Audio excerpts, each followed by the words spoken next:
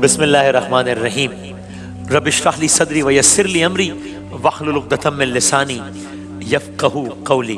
اس segment میں ہماری جو سیریز چل رہی ہے وہ تو ہے ہی، اور اس کی اختتامی نشست آپ کے سامنے ہم تفصیل سے پیش کریں گے کائنات کے راز سے متعلق، لیکن ہماری یہ بھی کوشش ہوتی کہ جو بھی حالات حاضرہ سے متعلق بھی اگر کوئی موضوع زیر بحث آئے، جس طرح کل یوم قدس سے متعلق، تو وہ بھی آپ کی خدمت میں پیش کریں۔ سوشل میڈیا پر آج کل ایک موضوع بہت زیادہ زیر بحث بنا ہوا ہے۔ ہم اس سوشل میڈیا پر یا کچھ مین سٹریم میڈیا پر جو موضوع ہے اس کی زیادہ ڈیٹیل میں جائے بغیر ایک جو واقعہ ہے تاریخی اس حوالے سے اسٹیبلشڈ قرآن کریم میں جو موجود واقعہ ہے، ہم دراصل وہ آپ کی خدمت میں آج پیش کریں گے میموریز کو ریوائز کرنے کے لیے۔ باقی نہیں معلوم کہ یہ جو باتیں ہیں ان میں کتنا مبالغہ ہے، کتنا ہونا ہے نہیں ہونا، اس کا خلاصہ یہی ہے۔ یہ ٹی این ٹی نیوز ہے کہ جس نے یہ خبر چلائی ہے کہ جناب فلسطین، ٹی آر ٹی نیوز، معذرت چاہتا ہوں، ٹی آر ٹی نیوز، فلسطین تنازع کے تناظر میں ایک بات کا بہت اگر ہم آگے آپ بتا سکیں تو بہت چرچا ہے، اور وہ چرچا کس چیز کا ہے کہ یہ کہا جا رہا ہے کہ جناب امریکہ سے کچھ سرخ بچھڑے منگوائے گئے ہیں بیت المقدس کے قریب۔ یہ ٹی آر ٹی نیوز کی خبر کا عکس بھی ہے کہ کچھ سرخ بچھڑے منگوائے گئے ہیں جن کی قربانی بہت جلد کی جائے گی، ممکنہ طور پر اسی اپریل کے مہینے میں، اور اس کے بعد یہودیوں کا اگلا قدم یہ ہوگا کہ وہ مسجد اقصی کی جگہ اس کو ریپلیس کر کے ایک نئی عمارت بنا دیں گے، ایک نئی عمارت یا ہیکل یا ٹیمپل کی تعمیر کریں گے، جسے وہ تھرڈ ٹیمپل کا نام دیتے ہیں، تھرڈ ٹیمپل، کیونکہ پہلے 2 مرتبہ ہیکل سلیمانی کو تاراج کیا جا چکا ہے۔ یہاں تک کہ پچھلے دنوں حماس کے رہنما نے بھی، جب فلسطین کی جنگ کو یہ 100 دن مکمل ہو گئے، تو حماس کے ایک رہنما نے بھی اسٹیٹمنٹ جاری کرتے ہوئے ایسی کسی چیز کی مذمت کی تھی کہ جناب وہ یہ کرنے کی کوشش کر رہے ہیں یہودی اور یہ نہیں ہونا چاہیے، ہم اس کی مذمت کرتے ہیں۔ کہا یہ جا رہا ہے کہ یہودی عقیدہ یہ ہے کہ جناب انہوں نے مسجد اقصی کے اطراف میں ہی ماؤنٹ اولیو ایک مقام ہے، وہاں پر انہوں نے 5 بچڑوں کی قربانی کرنی ہے، یہ ان کا عقیدہ ہے، اور 5 بچڑوں کی وہ قربانی کریں گے، پھر اس کے بعد ان بچڑوں کو جلا دیا جائے گا، پھر جلائے جانے کے بعد اس کی جو باقیات ہیں وہ پانی میں ڈال دی جائیں گی۔ اس کے بعد ان میں سے کچھ سلیکٹڈ لوگ ہوں گے جو اپنے آپ کو اس پانی سے پاک کریں گے ان کے عقیدے کے مطابق، اور جو لوگ اپنے آپ کو پاک کریں گے انہیں اس بات کی اجازت ہوگی کہ وہ مسجد اقصی کی جگہ ایک نئی عمارت بنا سکیں۔ اب جس طرح میں بار بار کہہ رہا ہوں کہ میں اس کی اوتھینٹسٹی کے بارے میں کلام نہیں کر رہا کہ ایسا ہونے والا ہے، ہوگا نہیں ہوگا، یہ زیر بحث ہے۔ یہ طے ہے کہ اس طرز ناٹ ایگزیکٹلی، لیکن اس سے متعلق کچھ چیزیں پہلے ضرور ہوئی ہیں۔ مثال کے طور پہ آپ کو گارڈین اخبار کا ایک امیج دکھاتے ہیں کہ جس میں یہ خبر لگی، گارڈین اخبار نے خبر چلائی کہ Jewish activist launch crowd funding appeal to breed perfect red heifer, کہ جناب وہ لال بچھڑے کے خریدنے کے لیے وہ باقاعدہ ایک انہوں نے مہم شروع کر دی ہے۔ یہ گارڈین کی خبر ہے 2015 کی، اس وقت ہوا نہیں ایسا اگرچہ، لیکن یہ خبر۔ یا میں اگر آپ کی خدمت میں بی بی سی کی خبر عرض کروں جو کہ زیادہ پرانی نہیں ہے، یہ تو غالباً کچھ ہی عرصہ پرانی ہے، تو اس خبر کی آپ ہیڈ لائن دیکھیے، بی بی سی خبر ہے، بیت المقدس میں بکرے کی قربانی کے منصوبے کی وجہ سے کشیدگی میں اضافہ کیوں ہوا؟ تو تب بھی اس طرح کی ایک ایفرٹ کی گئی، ناٹ ایگزیکٹلی دس، وہ تو بکرے کی بات ہو رہی ہے، بچڑے کی بات ہو رہی ہے، لیکن اس طرز کی۔ تو ماضی میں ایسا کچھ نہ کچھ ہوا ہے، ایگزیکٹلی ایسا نہیں ہوا۔ جو خبریں چل رہی ہیں اس کے مطابق یہ بھی ہے کہ امریکہ کی ایک ریاست سے ایسے 5 بچڑے اس مقصد کے لیے بہت مہنگے داموں منگوا لیے گئے ہیں، $1,00,000 فی بچڑا خرید لیے گئے، اور اب ان کی قربانی قریب ہے، اور اس کی کچھ اسپیسیفکیشنز بھی ہے کہ مثلا وہ لال ہو گائے، وہ بچڑا لال ہو، بچہ نہ جنا ہو اس نے، اس کی عمر 3 سال سے زیادہ نہ ہو، وغیرہ وغیرہ۔ ایک سوال یہ بھی اٹھ رہا ہے کہ یہودیوں سے ہی متعلق اور گائے سے ہی متعلق اور گائے کی قربانی سے ہی متعلق، جو کہ یہودیوں نے ہی کی، یہودیوں کے ہاتھوں سے ہوئی، ایک واقعہ تو قرآن کریم میں بھی موجود ہے۔ اب ہم یہ نہیں کہہ رہے کہ یہ واقعہ اس سے مماثلت رکھتا ہے یا جناب ایسا ہی ہونے والا ہے، but just to refresh the memories کہ بہت ایک انٹرسٹنگ بات ہے کہ ایک گائے کا واقعہ، جس گائے کو یہودیوں نے ہی ذبح کیا، نہیں چاہتے تھے پھر بھی ذبح کرنا پڑا، موسیٰ علیہ السلام نے کہا، وہ واقعہ قرآن میں آیا، اور میں آپ کی خدمت میں عرض کروں قرآن میں کہاں آیا ہے آپ سب کو معلوم ہے، سورہ بقرہ، سب سے طویل سورہ بقرہ یعنی گائے۔ ہم آپ کی خدمت میں وہ واقعات عرض کرتے ہیں اپنی میموریز کو ریفریش کرنے کے لیے۔ اور اگر ہم تھوڑا آگے بڑھتے ہیں، میں ڈائریکٹ واقعے کی طرف آتا ہوں، تو یہ واقعہ یہاں سے شروع ہوتا ہے کہ موسیٰ علیہ السلام، حضرت موسیٰ علیہ السلام جب کوہ طور چلے گئے تھے، اگر ہم آگے چلیں اس میں، تو اللہ کے حکم سے موسیٰ علیہ السلام کوہ طور چلے گئے. نیچے جو ان کی قوم تھی انہوں نے نافرمانی کی اور انہوں نے بھی ایک بچھڑے کی پوجا شروع کر دی تھی. اس کا الگ ایک پورا تفصیلی واقعہ، ابھی وقت نہیں اس میں جانے کا. سامری نام تھا اس کردار کا، کہ اس نے کس طریقے سے لوگوں کو بیوقوف بنایا، ایک بچھڑا بنایا، سونا وغیرہ پگھلا کے اس میں ڈلوایا، اس بچھڑے سے ایک آواز بھی نکلتی تھی. وہ پورا الگ واقعہ ہے، ہم اس میں نہیں جا رہے ابھی. موسیٰ علیہ السلام کوہ طور گئے، قوم نیچے موجود ہے. موسیٰ علیہ السلام ہدایت کر کے گئے کہ تم نے یہ کرنا ہے، یہ نہیں کرنا، لیکن نیچے قوم نے نافرمانی کر کے ایک بچھڑے کی پوجا کرنا شروع کر دی. جب موسیٰ علیہ السلام واپس آئے تو یہ جو بچڑے کی پوجا کا عمل تھا یہ اتنا ناگوار جانا گیا کہ واپس آ کر موسیٰ علیہ السلام نے نہ صرف ان یہودیوں کی یا ان لوگوں کی اس پہ سخت سرزنش کی، بلکہ ان کو سزا دی گئی. سزا کے طور پہ ہزاروں لوگوں کو قتل کیا گیا کہ ایک دوسرے کا قتل کرو اب تم، اور پھر جو کچھ بچ جائے. یعنی پورا پروسیس ہوا، ہزاروں لوگوں کو قتل کیا گیا. لیکن پھر یہ ہوا کہ موسیٰ علیہ السلام نے دیکھا کہ یہ کھلے مشرک تو قتل کر دیے گئے، لیکن اس کے باوجود بنی اسرائیل کے دلوں میں گائے کا تقدس ہے ابھی بھی، اس کی محبت ہے ابھی بھی، اس کی عقیدت ہے ابھی بھی، وہ ان کی رگو پے میں ہے. تو بس ایک دن یہ واقعہ شروع ہو رہا ہے اور یہ سورہ بقرہ کی آیات 67 کا خلاصہ میں آپ کی خدمت میں پیش کر رہا ہوں. 67 پھر 68 69 آگے واقعہ ہے. ایک دن اللہ تعالیٰ نے موسیٰ علیہ السلام کو حکم دیا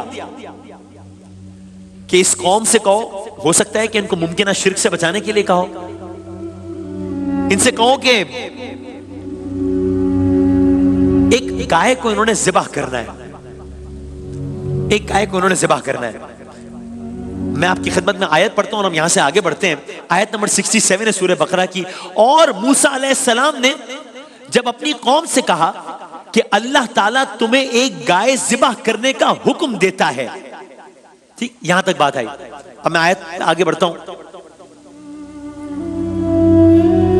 ایک رائے یہ بھی ہے کہ بھی جس خاص قسم کی گائے کا یہ احترام اور تقدس کرتے ہیں اسی گائے کو سب مل کر اپنے ہاتھوں سے ذبح کریں. ایک رائے یہ بھی ہے. بس موسیٰ علیہ السلام نے قوم کو گائے ذبح کرنے کا حکم دیا.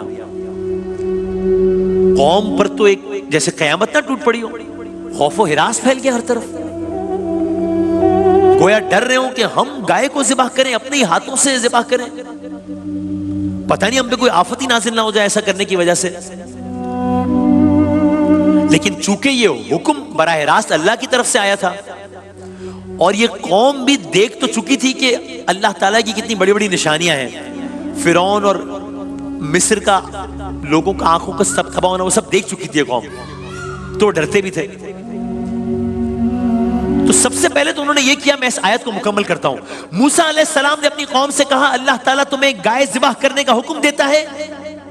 قوم نے کیا کہا؟ انہوں نے کہا ہم سے کیوں مذاق کرتے ہو، یہ قرآن کے الفاظ، ہم سے کیوں مذاق کرتے ہو. اور انہوں نے ایک اور حربہ آزمایا کہ اب ایسا کریں کہ سوالات میں الجھاتے ہیں مزید، شاید اس عمل کو نہ ہی کرنا پڑے. یعنی میں آج کی زبان میں اگر کہوں تو انہوں نے ڈیلے ٹیکٹکس کا استعمال کرنا شروع کیا. جیسے میں نے کہا سب سے پہلے تو انہوں نے موسیٰ علیہ السلام سے کہا آپ ہم سے مذاق کر رہے ہیں. یعنی ان کے کہنے کا ایک مقصد یہ تھا کہ اتنے بڑے احکامات لانے والا نبی ایک معمولی گائے ذبح کرنے کا حکم دے رہا ہے، یہ تو سمجھ سے بالا تر ہے، اس لیے ہو سکتا ہے مذاق کر رہے ہوں. موسیٰ علیہ السلام نے کہا میں اور تم سے مذاق کروں گا، یہ تو کوئی بہت ہی جہل والی حرکت ہوگی. اور یہ بھی آیت، یہ بھی قرآن میں ہے. آپ نے جواب دیا میں ایسا جاہل ہونے سے اللہ تعالیٰ کی پناہ پکڑتا ہوں کہ میں مذاق کروں گا تم سے. میں تو بات آگے بڑھی. انہوں نے کہا اچھا اب میں آیات کا خلاصہ پیش کر رہا ہوں. گائے ذبح کرنی ہے تو پھر اپنے رب سے دعا کیجئے کہ ذرا ہمیں بتائیں تو صحیح کہ وہ کس قسم کی گائے ہو، کیسی گائے ہو. مقصد یہ تھا کہ شاید ہو سکتا ہے موسیٰ علیہ السلام کسی دوسرے گائے کے ذبح کرنے کا حکم دے دیں. لیکن موسیٰ علیہ السلام نے فرمایا اللہ نے حکم دیا ہے کہ وہ گائے ایسی ہو جو نہ بوڑھی ہو نہ بچیا ہو، بالکل جوان ہو. یہ پہلی نشانی سن کر وہ اور پریشان ہو گئے، اس لیے کہ وہ جس گائے کو مقدس جانتے تھے اس کی پہلی نشانی ہی اس کا جوان ہونا تھی۔ اگلا سوال کیا انہوں نے موسیٰ علیہ السلام سے، ایک اور درخواست کی، یہ بتائیں ہمیں کہ اس کا رنگ کیسا ہونا چاہیے اس گائے کا؟ کہ بھئی گائے کی تو مختلف اقسام ہوتی ہیں، ہو سکتا ہے موسیٰ علیہ السلام جس گائے کے ذبح کرنے کا حکم دے اس کا رنگ کوئی اور ہو۔ موسیٰ علیہ السلام نے فرمایا زرد رنگ کی گائے ہونی چاہیے، زرد رنگ کی، اور اس کا رنگ بھی ایسا چمکدار ہو کہ لوگ دیکھتے رہ جائیں۔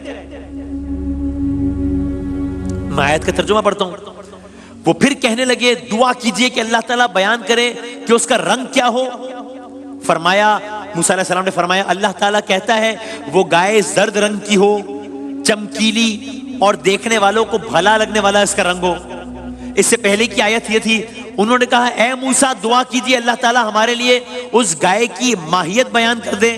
موسیٰ علیہ السلام نے فرمایا سنو، وہ گائے نہ تو بالکل بڑھیا ہو نہ بچہ ہو، بلکہ درمیانی عمر کی ہو، نوجوان ہو۔ اب جو تمہیں حکم دیا ہے بجا لاؤ۔ اب دیکھ رہے ہیں قرآن کریم میں کتنی تفصیل سے گائے کا واقعہ ہے۔ اب جب موسیٰ علیہ السلام نے فرمایا کہ زرد رنگ کی گائے ہو اور اس کا رنگ بھی ایسا چمکدار ہو کہ لوگ دیکھتے رہ جائیں، تب انہیں اندازہ ہونا شروع ہوا کہ اب تو یہ تو معاملہ ٹل نہیں رہا۔ تیسرا سوال کیا، اگلا سوال، وہ تو ٹھیک ہے لیکن ہمیں ابھی بھی بہت ساری بچڑوں یا گایوں کے درمیان اشتباہ ہے، ایسا نہ ہو کہ ہم کوئی دوسری گائے ذبح کر دیں۔ آپ ہمیں صاف صاف بتائیں کہ وہ کیسی ہو۔ اتنا تو بتایا ابھی، اتنی ڈیٹیل سے تو بتایا ہے، لیکن آپ صاف صاف بتائیں کہ وہ کیسی ہو۔ مقصد پھر وہی تھا، اللہ کا حکم نہیں ماننا تھا۔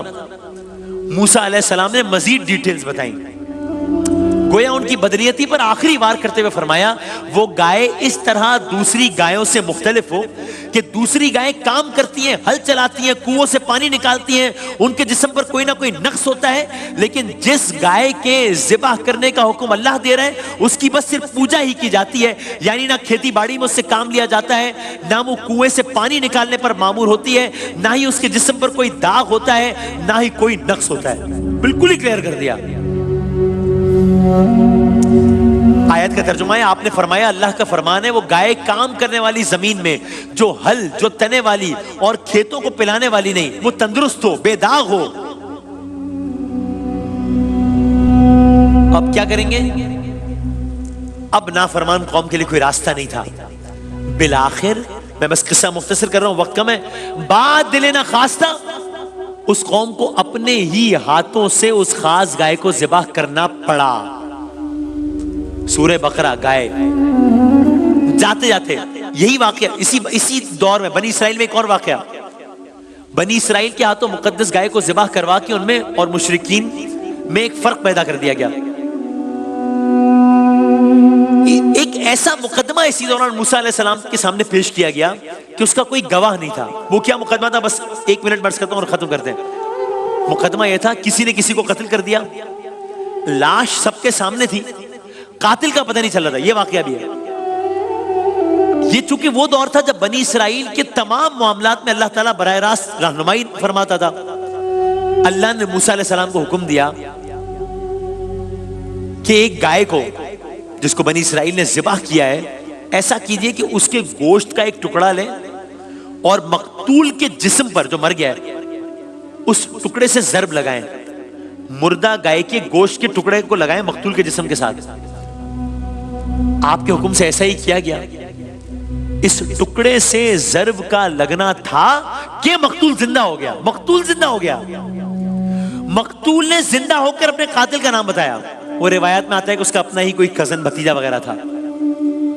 اور یہ معجزہ دیکھ کر بنی اسرائیل اللہ تعالیٰ کی ظاہر ہے مطلب وہ اور اس وقت ان کے پاس کوئی جواب نہیں تھا، تو بس یہ ان حالات کے تناظر میں ہم نے کہا کہ ہمیں نہیں معلوم کہ یہ ہوتا ہے نہیں ہوتا، یہ سچ ہے یہ جھوٹ ہے، وقت بتا دے گا، چونکہ کنفرمڈ اور انکنفرم رپورٹس ہیں۔ لیکن جو ایک واقعے کا بار بار حوالہ دیا جا رہا تھا کہ ایسا ایک واقعہ ہوا بھی ہے، قرآن میں بھی ہے، گائے کا واقعہ، بنی اسرائیل کا واقعہ، موسیٰ علیہ السلام کا واقعہ، ہم نے سوچا کہ آج یہ مناسب دن ہے کہ وہ واقعہ آپ کے سامنے ریپروڈیوس کر دیں۔ بریک کے بعد دوبارہ حاضر ہوں گے انشاءاللہ۔